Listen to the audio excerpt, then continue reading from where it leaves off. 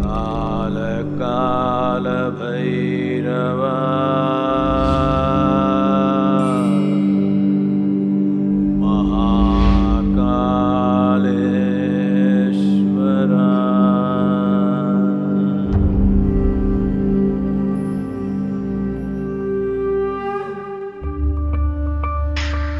मध्य प्रदेश के मालवा में क्षिप्रा नदी के तट पर हजारों वर्षों से भी पहले से बसी है भारत की सबसे प्राचीन सांस्कृतिक एवं धार्मिक नगरी उज्जैन। अलग अलग सदी में ये अलग अलग नामों से जानी जाती रही है। उज्जैनी, अमरावती, कुशस्थली, कनकश्रृंगा और अवंतिका। अवंतिका नगरी भय को दूर करने वाली, अकाल मृत्यु का योग होता है उसको दूर करने वाली। जितने भी भगवान विष्णु के अवतार हुए हैं, कूर्म अवतार हुए हैं, वराह अवतार हुए हैं, नरसिंह अवतार हुए हैं, राम कृष्ण, सभी अवतार किसी न किसी समय पर अपने अवतार के समय पर अवंतिका में आए हैं। पुराणों में सप्तपुरी यानी 7 मोक्षदायिनी नगरों का वर्णन है, उसमें उज्जैन नगरी भी शामिल है।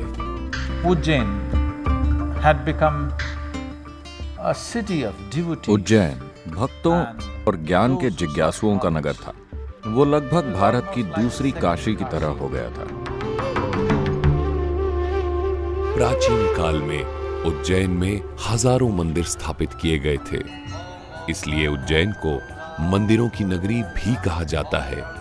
यहाँ महाकाल ज्योतिर्लिंग के अलावा 84 लिंगों में महादेव अलग अलग रूपों में मौजूद हैं। हमारे अवंतिका में शक्तिपीठ है, हरसिद्धि शक्तिपीठ है, जो विक्रम की आराध्य देवी है और कृष्ण की कुल देवी है। प्राचीन काल में ये विक्रमादित्य के राज्य की राजधानी भी थी। यहाँ पर महाकाली हरसिद्धि के रूप में मौजूद हैं। कथाओं के अनुसार उज्जैन में सती की कोहनी गिरी थी और हरसिद्धि मंदिर वहीं स्थापित किया गया था। रोज शाम को मंदिर के प्रांगण को दीपों से सजाया जाता है और आरती के समय मंदिर की छटा बेहद खूबसूरत व निराली होती है। प्राचीन काल में ये कापालिकों का एक बहुत बड़ा केंद्र रहा है और उज्जैन के जितने इस समय देवता उपस्थित हैं, ये सभी कहीं ना कहीं अघोर या कापालिक मतों के ही प्रतिपादक हैं।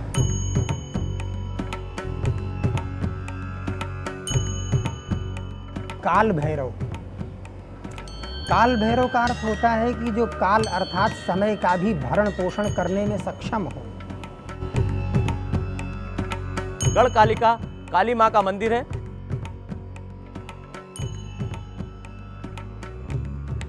जो महाकवि कालिदास की आराध्य देवी रही है, जहाँ से कालिदास को ज्ञान प्राप्त हुआ है।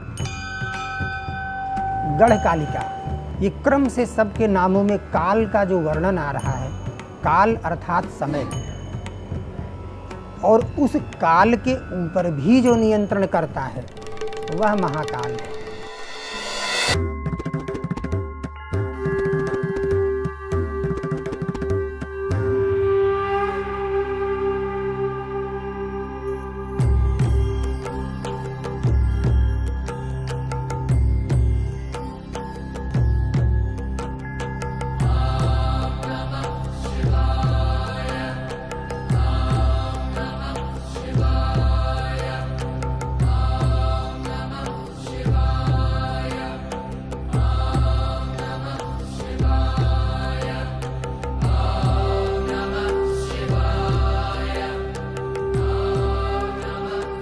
दूषण दैत्य का वध करने के लिए और उसके कोप से एक ब्राह्मण बालक को बचाने के लिए भगवान शिव स्वयं प्रकट हुए थे इस जगह पर और उस दैत्य को और उसकी समस्त सेना को यहाँ पर नष्ट कर दिए थे।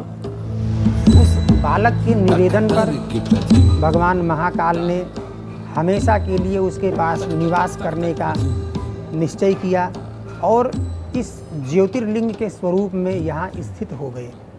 तब से यह स्वयंभू ज्योतिर्लिंग यहाँ पर विराजमान है।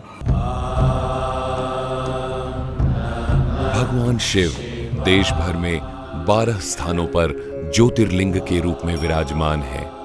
उज्जैन में इन्हीं में से एक ज्योतिर्लिंग महाकालेश्वर मंदिर के गर्भगृह में स्थापित है।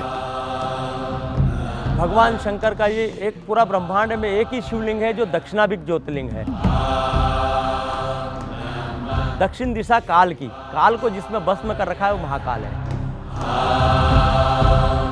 गर्भगृह में ऊपर सिद्धि यंत्र स्थापित है। महाकाल के बाईं ओर गणेश विराजमान है, दाईं ओर त्रिशूल के पीछे कार्तिकेय और दोनों के मध्य में माता पार्वती। इस ज्योतिर्लिंग की वास्तविक समय सीमा कि यह कब से है, इसके बारे में हमारे ग्रंथ मौन है। वो कथानक उपलब्ध होता है किंतु समय सीमा का निर्धारण उपलब्ध नहीं होता है। पुराणों के आधार पे हम 5 से 7 हजार वर्ष पूर्व इस मंदिर के निर्माण तक तो पहुंच सकते हैं, लेकिन इस मंदिर के निर्माण के पूर्व यह ज्योतिर्लिंग कब से है, इसके बारे में हमारे ग्रंथ मौन है। क्योंकि आज भी वास्तविक भूतल के नीचे महाकाल जी विराजमान होते हैं।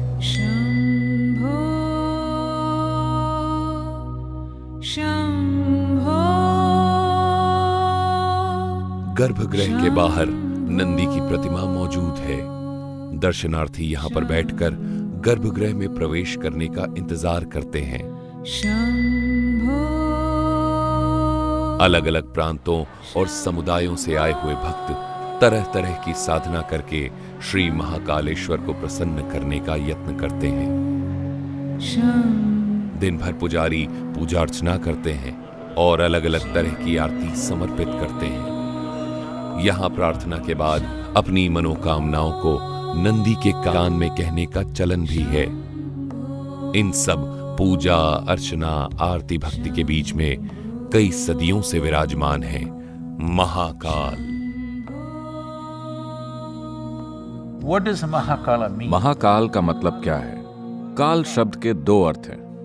काल का अर्थ होता है समय और काल का अर्थ अंधेरा भी होता है।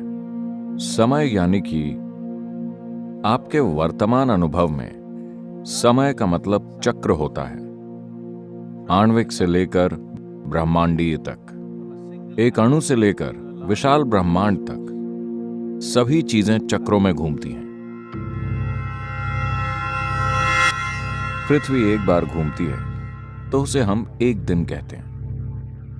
चंद्रमा पृथ्वी के चारों ओर एक चक्कर लगाता है तो उसे हम 1 महीना कहते हैं। पृथ्वी सूर्य के चारों ओर घूमती है तो उसे हम 1 साल कहते हैं।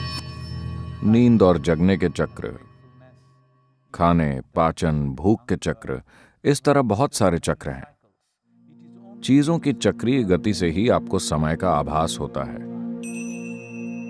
अगर चक्रीय गति नहीं होती, अगर सृष्टि में चक्र नहीं होते, अगर भौतिकता नहीं होती, तो आपको समय का अनुभव नहीं होता। यानी कि समय भौतिक अस्तित्व के जरिए व्यक्त होता है। भौतिक अस्तित्व एक विशाल अनस्तित्व की गोद में घटित हो रहा है, जिसे अंग्रेजी में स्पेस या अंतरिक्ष कहते हैं। यहां हम उसे काल या अंधकार कहते हैं। हम अंतरिक्ष को अंधकार इसीलिए कह रहे हैं क्योंकि अगर आप प्रकाश को देखना चाहते हैं तो या तो आपको प्रकाश के स्रोत को देखना होगा या किसी ऐसी चीज को जो प्रकाश को रोकती हो, वरना आपको प्रकाश का कोई अनुभव नहीं होगा। आप सूर्य और चंद्रमा को देखते हैं। सूर्य प्रकाश का स्रोत है, चंद्रमा प्रकाश को परावर्तित यानी कि रिफ्लेक्ट करता है। बीच में सब अंधकार है मगर रोशनी गुजर रही है।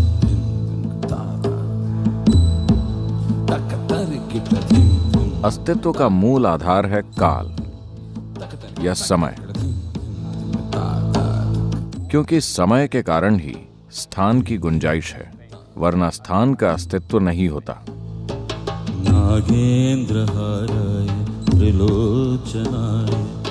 इसलिए स्पेस को काल या अंधकार कहा जाता है। क्योंकि अंतरिक्ष अंधकारमय है। अगर आप समय का अनुभव करते हैं भौतिकता के परे या भौतिकता की सीमाओं से परे, तो ऐसे समय को हम महाकाल कहते हैं। महाकाल वो गोद है जिसमें सृष्टि के छोटे छोटे कण यहां वहां मौजूद हैं। बाकी सब खालीपन है।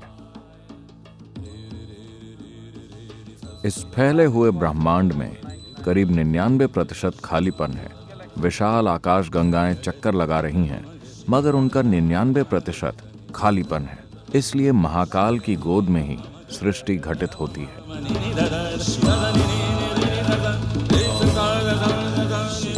अगर आप सृष्टि के सीमित कणों से जुड़े हुए हैं तो आप समय का अनुभव चक्रीय गति के रूप में करते हैं। इस आयाम को संसार कहा जाता है, जिसका अर्थ है चक्रीय गति।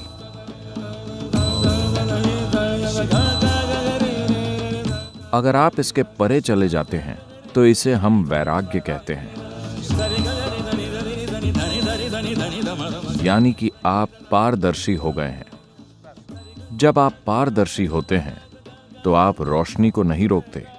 रोशनी को न रोकने का अर्थ है कि आप जीवन की बाध्यकारी प्रकृति या चक्रीय गति से मुक्त हो गए हैं। जीवन की चक्रीय गति से मुक्त होने को मुक्ति या मोक्ष प्राप्त कर लेना कहा जाता है।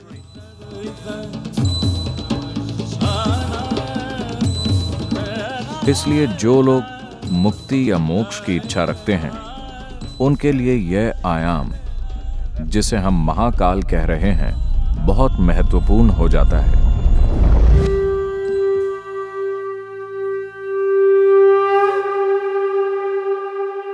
ये सिर्फ संस्कृति से जुड़ी हुई चीज नहीं है, इसमें एक विज्ञान है।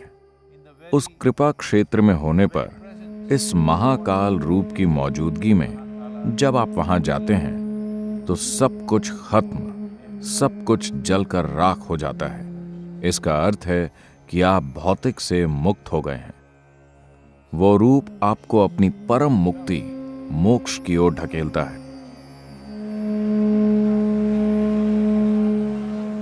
मुक्ति की ओर ले जाने वाले महाकाल की आराधना में कई आरतियां की जाती हैं।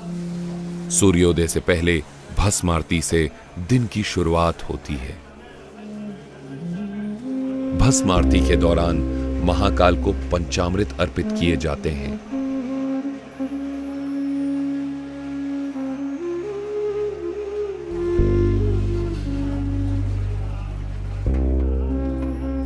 उसके बाद महाकाल का जलाभिषेक होता है और फिर अनेक विधि विधाओं से महाकाल का श्रृंगार किया जाता है। नमामि शमीशान निर्वाण रूपम विभुं व्यापकं ब्रह्म वेद स्वरूपम। भगवान यहाँ पर ब्रह्म रूप में विराजमान है, क्योंकि ब्रह्म का जो स्वरूप है, निराकार और साकार दोनों स्वरूपों के अंदर परमपिता परमात्मा रहते हैं। भगवान महाकाल जब प्रातः काल भस्म आरती होती है तो वो निराकार से साकार रूप धारण कर लेते हैं, अर्थात शिव से वो शंकर बन जाते हैं।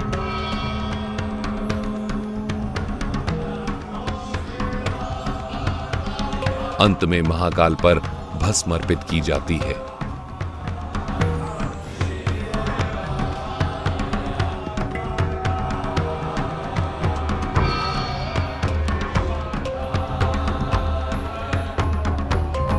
ये प्राचीन मंदिर जब से स्थापित हुआ है, तब से यहाँ पर भस्म का लेपन होता है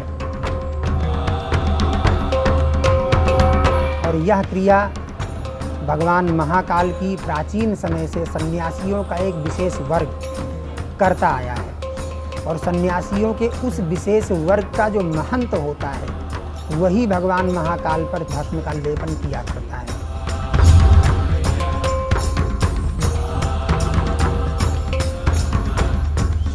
प्रातःकाल नित्य भगवान महाकाल की भस्म आरती उसी क्रम से करते हैं जिस क्रम से आज के हजारों वर्षों पूर्व होती थी।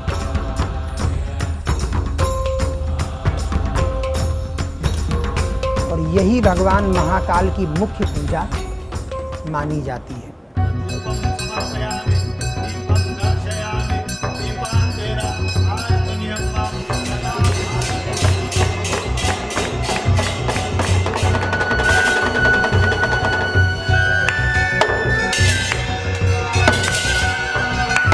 भस्म आरती का समापन प्रचंड अग्नि, डमरू की तीव्र ध्वनि एवं शंख के जोरदार स्वर के साथ किया जाता है।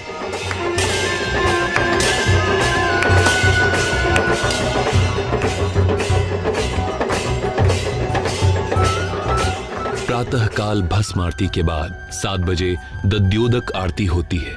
दही और चावल का भोग लगाया जाता है। दोपहर 10 बजे भोग आरती होती है जिसमें भोग का अर्पण किया जाता है। शाम 5 बजे भगवान महाकाल का पूजन श्रृंगार होता है जिसमें भगवान महाकाल को भांग समर्पित की जाती है। उसके बाद जल चढ़ना बंद हो जाता है। शाम 7 बजे संध्या भोग आरती की जाती है। संध्या काल में आरती के दौरान तेज नगाड़ों, ढोल, घंटियों के साथ महाकाल का वंदन किया जाता है।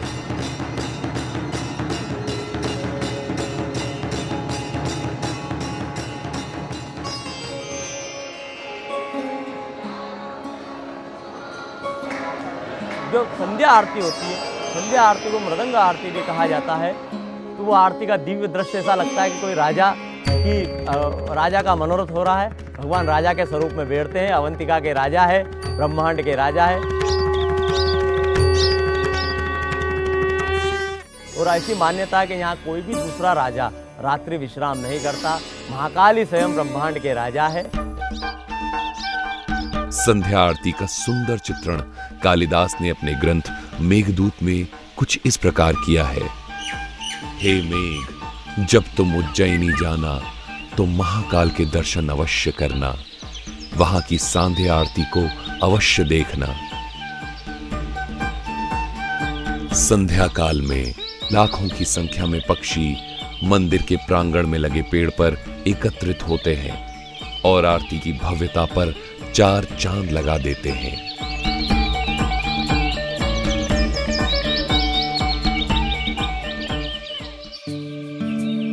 महाकालेश्वर मंदिर में गर्भगृह के अलावा 2 और महत्वपूर्ण हिस्से हैं। सबसे ऊपरी तल पर मौजूद है नागचंद्रेश्वर, जिनके दर्शन केवल नागपंचमी के दिन ही होते हैं, और उसके नीचे मंदिर के पहले तल पर ओंकारेश्वर रूप में शिव विराजमान है।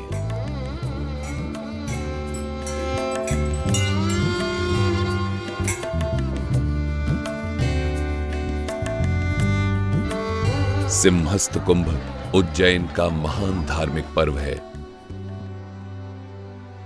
कुंभ का शाब्दिक अर्थ है कलश।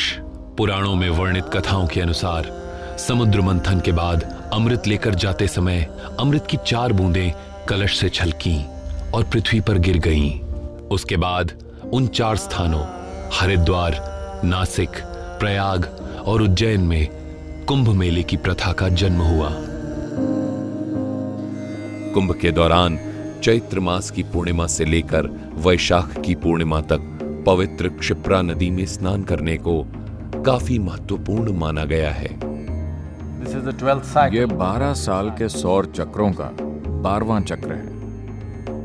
इसे सिंहस्थ कुंभ कहा जाता है।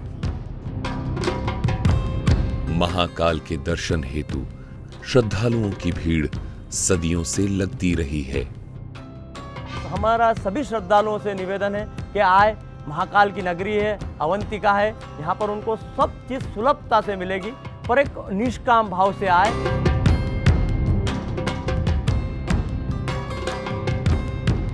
शास्त्रों के अंदर भगवान शिव के चरण स्पर्श का महत्व, अर्थात भगवान शिव के चरणों में स्पर्श है, ना कि लिंग पे स्पर्श है। दूर से ही भगवान शिव को भी यदि नमस्कार कर लेता है, दूर से यदि भगवान शिव को किसी जल पात्र के माध्यम से भगवान पर जल चढ़ा देता है तो भगवान महाकाल के ऊपर जल चढ़ता है। यह भावना लेकर आए। भगवान के ऊपर जो जल चढ़ रहा है, जल लेने की प्रथा, जो निर्माल्य से लेने की प्रथा है, वो जलाधारी से है। कुछ लोग श्रद्धालु भगवान का जो कलश चढ़ रहा है उसमें से जल लेते हैं, वो गलत है। भगवान महाकाल को मस्तक नहीं लगाना चाहिए, उनको या तो जलाधारी में स्पर्श करे वो। दूसरा, मंदिर की एक मर्यादा है, उसका पालन करें। अपनी जो भी शासन के द्वारा जो व्यवस्था बनी हुई है उस व्यवस्था का पालन करें। सदियों से सभी के स्वागत में हाथ जोड़े खड़ी हैं मंदिरों की नगरी उज्जैन, और सदियों से भक्तों को अपनी कृपा के आगोश में भरकर उनकी मुक्ति का मार्ग प्रशस्त करते हुए विराजमान हैं कालों के काल महाकाल। एक बार फिर हम आप सबका इस उज्जैन नगरी में स्वागत करते हैं।